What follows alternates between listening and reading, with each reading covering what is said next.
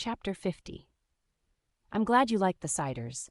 They were made special with special herbs to train Colt's body to fight off certain poisons we knew we were soon to give him. So being that the case, you too may have some immunities yourself to certain things that may come your way. I spoke meekly to her. You look so young, like my age. Firefly shook her head, putting her finger to my lips.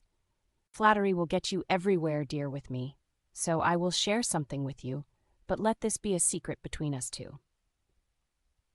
She leaned into my ear, where I could feel her warm breath.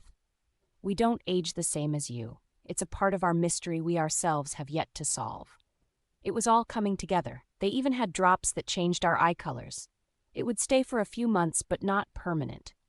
My eyes a deeper brown and Colt's hazled. We put on the clothes for a final fitting by very skillful hands to fit each of us. It sickened me to be wearing them again. That night, it was too hard to sleep. The next day was to be the day we went up to the top. I decided to go to walk in the tunnels.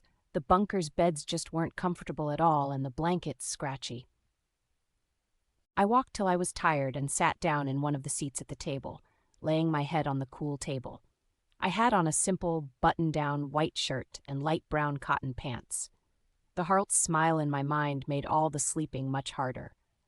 It's sad to say this was more comfortable than the bunker's bunk beds. I heard someone come up to me from behind. I knew it had to be Colt, he could walk so silently, but I was used to listening to his steps. A heavy object covered me slowly. I could smell the leather. I sat up. Did I wake you? He whispered. No, I was just thinking.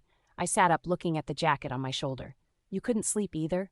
Sleep doesn't come easy for anyone tonight, but that is not why I was up. I was looking for you. Me? I swallowed. Before the next vial of water is to be taken, and I lose my feelings to it, I wanted to speak to you. About what? Where to start? I am not one with words. Perhaps showing you would be easier. From his pocket he pulled out a metal ring with a stone-carved feather on top made from a red stone. I know it is the tradition to give the filly we love a feather, but I know up there a ring is to be given, so you can say I put the two traditions together. I looked at the ring as I whispered, It's very nice, the filly will be very lucky. Vida, would it be all right if you were the filly I speak of? What I mean to say is, do you have any feeling for me? If not, I shall understand if you are interested in another. I looked at him. His face and figure was barely recognizable, especially in the way he was acting, so unsure of himself. But even so, I knew it was him that I loved. In that moment, really, I had known it all along. I just feared he would not feel the same. Colt, I want to say yes, I really do. A part of me broke when I thought you died, and then seeing you at grandmother, it was healed just by seeing your eyes. But, what is it? He urged, trying to find my eyes. But I want to wait till after all this. A stallion is meant to find a filly for life. If I don't make it from Hart's, I don't want you to be without a choice. The herd needs a stallion and a mare worthy to be by his side. I ride my curly Atropos. The herd would never allow us to be together. Even if they did, it would be so much trouble for you. You're worried about so much, Vida. Listen, the herd will be broken, no matter the outcome of this. If we win, many will wish to go back to their families. Others may prefer the life there than here. Some may choose to follow your brother deeper into new lands. But I wish to stay by father, take on the herd at his end and have it filled with curly horses. If we defeat Hart's, curlies will be seen as good omens. You shall see this all to come. I know you shall. But if it truly came down to it, I would leave it all for you. Vida, every last bit of it. Please, I know it's a lot to ask, but please say yes.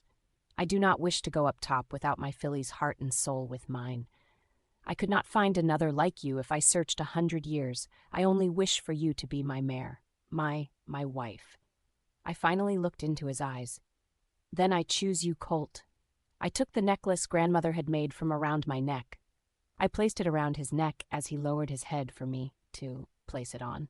You actually braid it in my hair if I had any left. He smiled nervously, but I smiled back more confidently. I have a better idea. I pulled him toward me by the necklace as he came toward me, puzzled. I kissed his lips very carefully, but he pulled me close to him, still putting his rough hand on my cheek.